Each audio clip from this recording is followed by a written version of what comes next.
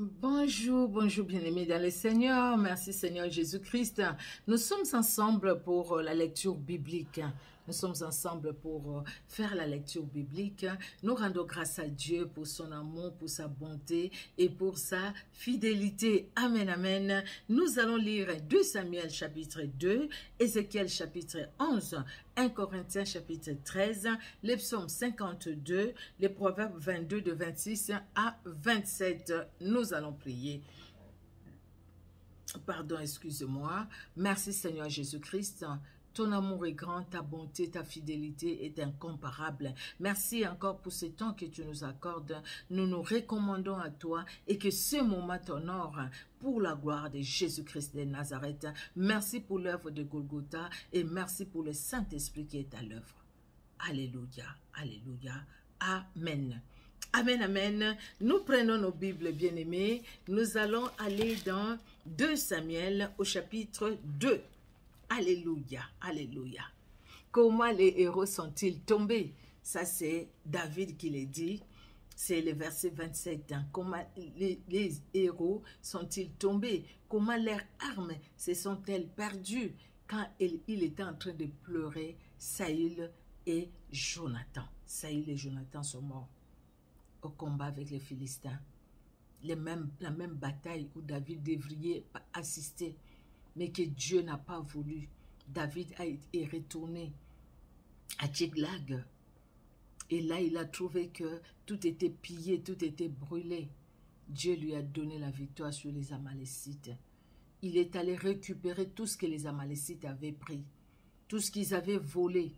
David, par la grâce de Dieu, Dieu l'a accompagné, il a tout récupéré. Que Dieu soit honoré. Nous poursuivons. Après cela, David consulta l'Éternel en disant, « Monterai-je dans une des villes de Juda ?» L'Éternel lui répondit, « Monte. » David dit, « Où monterai-je » Et l'Éternel répondit, « À Hébron. » David y monta avec ses 2 femmes, Akinoam de Jisraël et Abigail de Caramel, femme de Nabal. David fit aussi monter les gens qui étaient auprès de lui, chacun avec sa maison, et ils habitèrent dans les villes d'Hébron. Les hommes de Juda vinrent, et là ils joignirent David pour roi sur la maison de Juda. On informa David que c'était les gens de Jabès en Galaad qui avaient enterré Saül. David envoya des messagers aux gens de Jabès en Galaad pour leur dire « Soyez bénis de l'Éternel, puisque vous avez ainsi montré de la bienveillance envers Saül, votre maître, et que vous l'avez enterré. Et maintenant que l'Éternel use envers vous de bonté et de fidélité, moi aussi je vous ferai du bien, parce que vous avez agi de la sorte. Que vos mains se fortifient et soyez des vaillants hommes, car votre maître Saül est mort, et c'est moi que la maison de Juda a oint pour roi sur elle. » Cependant Abner, fils de Ner, chef de l'armée de Saül, prit Ishbosheth, fils de Saül, et le fit passer à Mahanaïm. Il l'établit roi sur Galaad, sur les Guéchuriens, sur Jisraël, sur Éphraïm, sur Benjamin, sur tout Israël. Ishbosheth, fils de Saül, était âgé de 40 ans lorsqu'il devint roi d'Israël, et il régna 2 ans. Il n'eut que la maison de Juda qui resta attachée à David. Les temps pendant lesquels David régna à Hébron sur la maison de Juda fut de 7 ans et 6 mois. Abner, fils de Ner, et les gens d'Ishbosheth, fils de Saül, sortirent de Mahanaïm pour marcher sur Gabaon. Joab, fils de Cherouja, et les gens de David se mirent aussi en marche. Ils se rencontrèrent près de l'étang de Gabaon et ils s'arrêtèrent les uns en deçà de l'étang et les autres au-delà. Abner dit à Joab, « Que ces jeunes gens se lèvent et qui se battent devant nous. » Joab répondit, « Qui se lève ?» Ils se levèrent et s'avancèrent en nombre égal, 12 pour Benjamin et pour Ishbosheth, fils de Saül, et 12 de gens de David. Chacun saisissant son adversaire par la tête, lui enfonça son épée dans les flancs, et ils tombèrent tous ensemble. Et l'on donna à ce lieu qui est près de Gabaon les noms de El-Kash, Ashurim. Il y eut en ces jours un combat très rude, dans lequel Abner et les hommes d'Israël furent battus par les gens de David. Là se trouvaient les 3 fils de Cherouja, Joab, Abishai et Asaël. Asaël avait des pieds légers comme une gazelle des champs. Il poursuivit Abner sans se détourner de lui pour aller à droite ou à gauche. Abner regarda derrière lui et dit, « Est-ce toi, Asaël ?» Et il répondit, « C'est moi. » Abner lui dit, « Tire à droite ou à gauche, saisis-toi de l'un de ces jeunes gens et prends sa dépouille. » Mais Asaël ne voulut point se détourner de lui. Abner dit encore à Asaël, « Détourne-toi de moi. Pourquoi te frapperai-je et t'abattrai-je en terre? Comment ensuite lèverai-je les visages devant ton frère Joab? » Et Asaël refusa de se détourner Sur quoi Abner le frappa au ventre avec l'extrémité inférieure de sa lance, et la lance sortit par derrière. Il tomba et mourut sur place. Tous ceux qui arrivaient au lieu où Asaël était tombé mort s'y arrêtaient. Joab et Abishai poursuivirent Abner, et le soleil se couchait quand ils arrivèrent au coteau d'Amman, qui est en face de Guiach, sur le chemin du désert de Gabaon. Les fils de Benjamin se rallièrent à la suite d'Abner et formèrent un corps, et ils s'arrêtèrent au sommet d'une colline. Abner appela Joab et dit, « L'épée dévorera-t-elle toujours? Ne sais-tu pas qu'il y aura de l'amertume à la fin? Jusqu'à quand tarderas-tu à dire au peuple de ne plus poursuivre ses frères? » Joab répondit, « Dieu est vivant. Si tu n'avais parlé, les peuples n'auraient pas cessé avant le matin de poursuivre ses frères. » Et Joab sonna de la trompette, et tout le peuple s'arrêta. Ils ne poursuivirent plus Israël, et ils ne continuèrent plus à se battre. Abner et ses gens marchèrent toute la nuit dans la plaine. Ils passèrent le Jourdain, traversèrent en entier les Bitrons et arrivèrent à Mahanaïm. Joab revint de la poursuite d'Abner et rassembla tous les peuples. Il manquait 19 hommes des gens de David et Asaël. Mais les gens de David avaient frappé à mort 360 hommes parmi ceux de Benjamin et d'Abner. Ils emportèrent Asaël et l'enterrèrent dans les sépulcres de son père à Bethléem. Joab et ses gens marchèrent toute la nuit et les jours paraissaient quand ils furent à Hébron. Que Dieu bénisse sa parole. Nous allons aller dans le livre d'Ézéchiel au chapitre 11. Ézéchiel chapitre 11.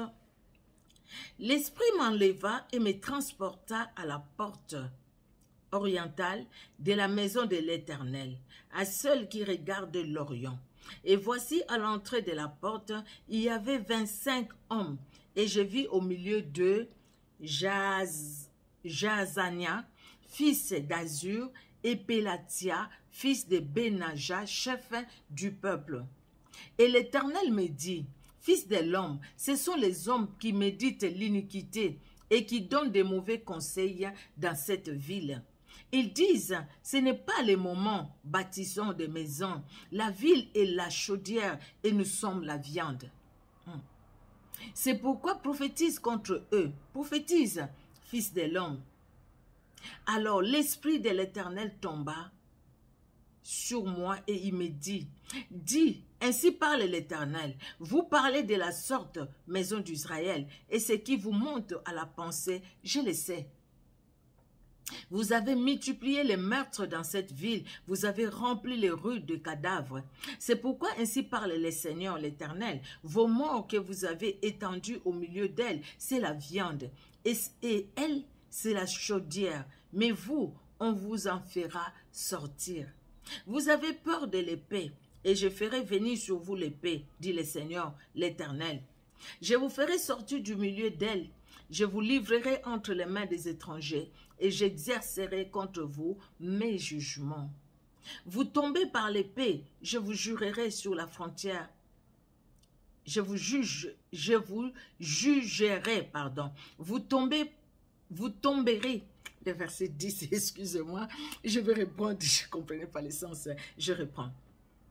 Vous tomberez par l'épée, je vous jugerai sur la frontière d'Israël et vous saurez que je suis l'Éternel. La ville ne sera pas pour vous une chaudière et vous ne serez pas la viande au milieu d'elle. C'est sur la frontière d'Israël que je vous jugerai.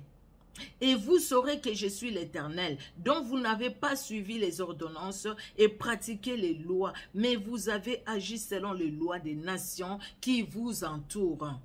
Comme je prophétisais, Pélatia, fils de Benaja, mourut.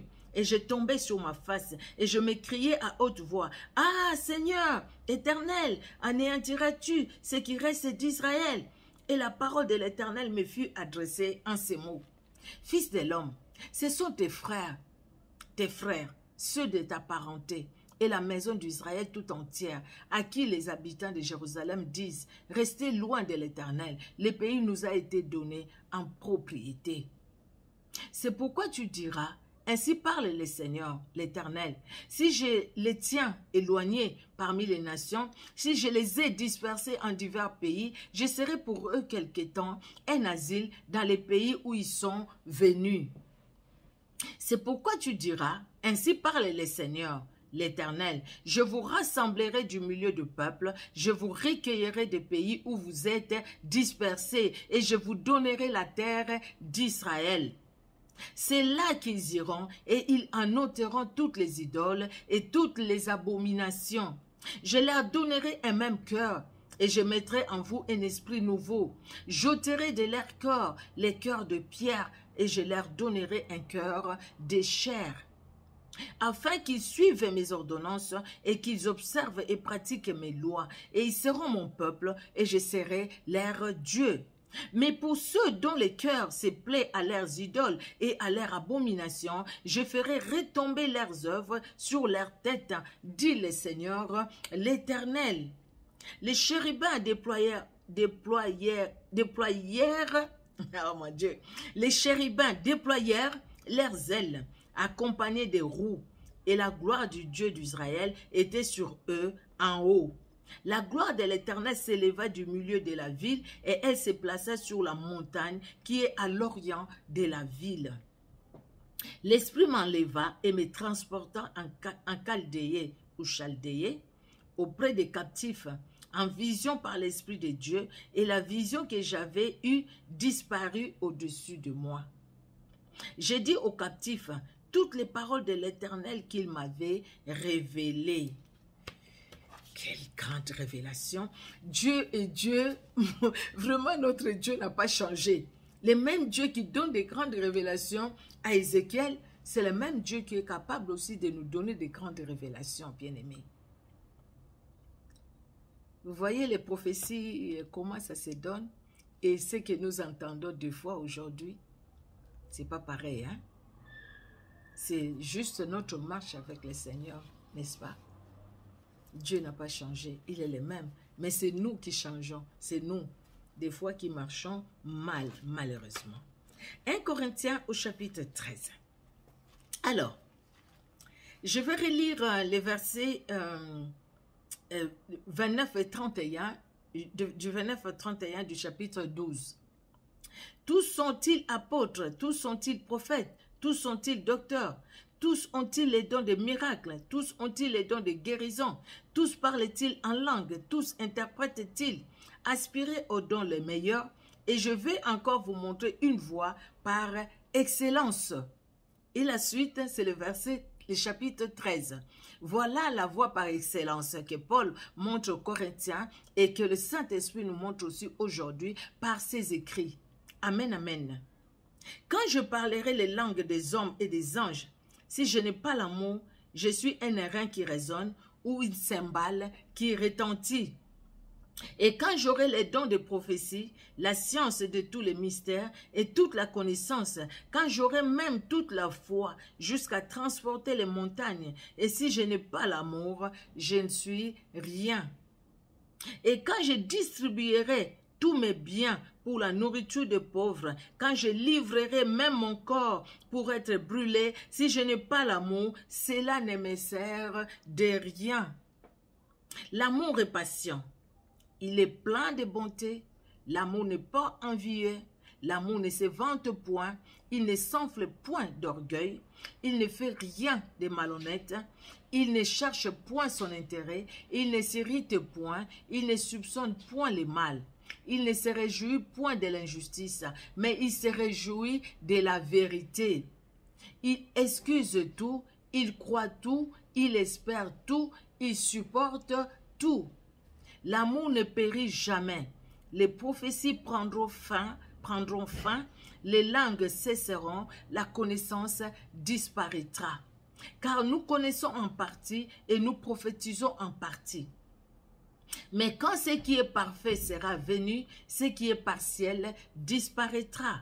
Lorsque j'étais enfant, je parlais comme un enfant, je pensais comme un enfant, je raisonnais comme un enfant. Lorsque je suis devenu homme, je fais disparaître ce qui était de l'enfant.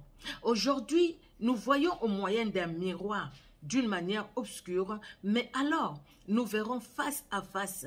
Aujourd'hui, je connais en partie, mais alors je connaîtrai comme j'ai été connu. Maintenant donc, ces trois choses demeurent: la foi, l'espérance, l'amour.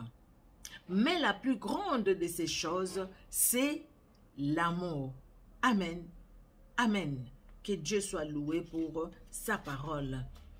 Nous allons aller dans le psaume 52. Le psaume 52, nous lisons au nom puissant de Jésus-Christ de Nazareth.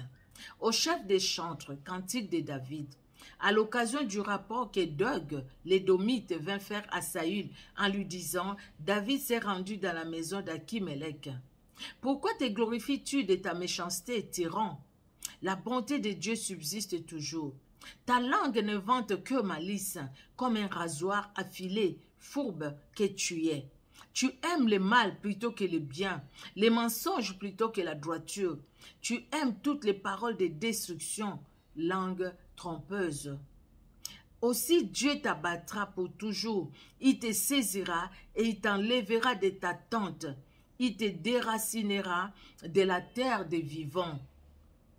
Les justes les verront et auront de la crainte, et ils feront de lui les sujets de leur moquerie.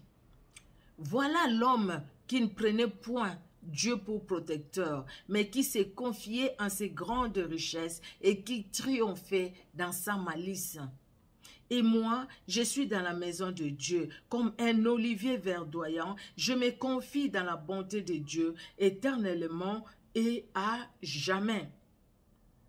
Je te louerai toujours parce que tu as agi et je vais espérer en ton nom parce qu'il est favorable en présence de tes fidèles. Alléluia, alléluia. Nous allons finir par le livre des Proverbes. Alors, Proverbes au chapitre 22. Nous finissons par Proverbe 22. La feuille s'est enlevée. Alors, Proverbe 22, je suis arrivée. Proverbe 22, nous allons lire le verset 26 au verset 27. Proverbe 22, 26 à 27. Nous lisons, « Ne sois pas parmi ceux qui prennent des engagements, parmi ceux qui cautionnent pour des dettes. Si tu n'as pas de quoi payer, pourquoi voudrais-tu qu'on enlève ton lit de dessous toi?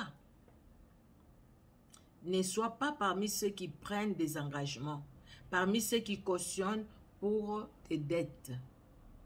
Si tu n'as pas de quoi payer, pourquoi voudrais-tu qu'on enlève ton lit de dessous toi? À cause des dettes. Que Dieu nous aide. Et que chacun aussi prenne ses responsabilités. Dieu nous aide, il fait sa part. Nous aussi, nous avons notre part à faire. C'est Dieu qui nous donne la force d'aller travailler. C'est Dieu qui ouvre les portes pour que nous puissions trouver du travail. Pour que nous ne soyons pas entourés de dettes. Parce que les dettes liées, hein, vous voyez. Mais plutôt, laissons que Dieu nous conduise. Contentons-nous du peu que nous avons. Ne cherchons pas à vivre au-delà de nos moyens. Contentons-nous de ce que Dieu nous donne. N'envions pas les autres pour aller se remplir de dettes. N'envions pas les autres. Faisons au moins ce qui est dans la volonté de Dieu et laissons que Dieu lui-même nous conduise dans tout et pour tout. Amen, amen, amen. Notre Dieu est bon, il est merveilleux. L'histoire de David, c'est vrai, nous sommes dans l'histoire de David. Vous voyez, depuis quand Dieu a dit à David, Dieu a permis que Saül puisse oindre David comme roi, il était encore jeune. Regardez le temps que ça a pris pour qu'aujourd'hui David devienne roi en Juda. Là, il n'est pas encore roi sur tout Israël, parce qu'après il va régner sur tout Israël. C'était ça la prophétie de Dieu. Bien aimé, comme Habakkuk nous dit, si la prophétie tarde, attends-la. Elle s'accomplira certainement. Les grands problèmes, c'est savoir ce que Dieu nous a dit et faire confiance au Seigneur. Si on lui fait confiance, lui, il agira. Les psaumes toujours nous le disent, les psalmistes le disent. Recommande ton sort à l'Éternel, mets en lui ta confiance et il agira. Regardez ce que David est en train de vivre. Saül est mort, mais David est en peine. Il ne se réjouit pas parce que Saül est mort. C'est les autres qui disent, viens, tu y es roi. Ils l'ont oint roi, mais Dieu l'avait déjà oint comme roi sur tout Israël. Et il va régner sur tout Israël. Parce que c'était ça la prophétie de Dieu. Mais David savait attendre le temps de Dieu. Des fois, nous n'attendons pas le temps de Dieu. C'est pourquoi nous précipitons dans la chair. Et nous agissons selon nous-mêmes. Après, c'est la chair qui domine. Au lieu que ce soit l'Esprit de Dieu qui domine. Parce que nous n'attendons pas le temps de Dieu. Nous ne voulons même pas attendre le temps de Dieu. Si le temps de Dieu, ça vient vite, oui, là on est content, ça s'est accompli vite. Mais si ça tarde, nous avons du mal, nous en tant qu'humains. Mais nous pouvons attendre le temps de Dieu. Dieu sait, Dieu connaît notre âge. Il connaît tout de nous. Et c'est lui qui nous a façonné, c'est lui qui nous a donné tout ce que nous avons comme organes internes, comme externes. C'est lui qui nous a façonné. Il nous a donné l'esprit, l'âme et le corps. C'est lui qui connaît tout de nous. Et c'est lui aussi qui fait tout. Mais ne soyons pas les blocages pour que la main de Dieu ne puisse pas nous atteindre. Attendons-nous à Dieu comme David l'a fait. Laissons maintenant Dieu intervenir. Et il va intervenir parce qu'il est Dieu. Je le crois, vous le croyez aussi. Parce que vous aimez Jésus-Christ. Vous le croyez aussi, bien-aimés dans le Seigneur. Mais écoutez que Dieu, dans son amour, bénisse tout un chacun. Il y a peut-être un passage qui va plus vous toucher quand vous allez lire ce que nous venons de lire aujourd'hui. Et que le Saint-Esprit nous éclaire. Amen, amen. Nous allons prier. Merci Seigneur. Par l'histoire de David, vraiment tu nous montres que ta parole ne périt pas. Ce que tu dis Seigneur, quelles que soient les années qui passent, tu finis toujours par l'accomplir. Parce que tu es Dieu. La parole est à toi. Cette parole n'était pas sortie de la bouche d'un homme qui meurt, qui change, qui manque de moyens. Mais c'était la parole qui est sortie de ta bouche. Pour David, tu l'as dit. J'ai trouvé David, fils d'Isaïe, l'homme selon mon cœur. C'est lui qui va accomplir mes volontés. Éternel, tu l'avais dit à Samuel. Samuel n'est plus là, Samuel est mort. Mais ce que tu as prévu pour David, quels que soient les obstacles, Seigneur Dieu de gloire, ça s'est réalisé, ça s'est accompli. Quels que soient les obstacles, il y en avait beaucoup les obstacles, mais ta parole s'est accomplie. Merci Seigneur parce que ce que tu as prévu pour mon frère, pour ma soeur, ce que tu as prévu pour moi, ça s'accomplira, quels que soient les obstacles, quelles que soient les épreuves, quels que soient Seigneur Dieu de gloire, les Goliaths qui peuvent s'élever devant nous, quel que soit éternel, la mer ou la muraille de Jéricho qui peut se dresser devant nous, quel que soit Seigneur Dieu de gloire, au Père très saint, les démons, les forces des ténèbres qui peuvent se dresser au devant de nous, mais ta volonté s'accomplira éternel, parce qu'en toi nous espérons, en toi Seigneur nous mettons toute notre confiance en dépit de nos faiblesses éternelles, mais nous comptons sur toi. que l'honneur et la gloire montent à toi et à toi seul, Jésus-Christ de Nazareth, notre Seigneur, notre Roi et notre Maître. Merci pour ta fidélité. Amen. Amen, amen, amen. Que Dieu, bien-aimé dans le Seigneur, vous bénisse. Vous qui nous suivez sur Facebook, vous qui nous suivez, ah là là, qui nous suivez aussi sur YouTube, que Dieu dans son amour vous bénisse abondamment et au travers de vous, bien-aimés, que vos familles aussi soient bénies. Que toutes nos familles soient bénies et que Dieu aussi me fortifie dans son amour. Amen, amen. Et que Dieu continue vraiment à agir pendant ces temps de méditation biblique, pendant ces temps de lecture biblique, que Dieu se révèle encore davantage dans nos vies, dans nos cœurs. Amen, amen. Soyez bénis. Au revoir.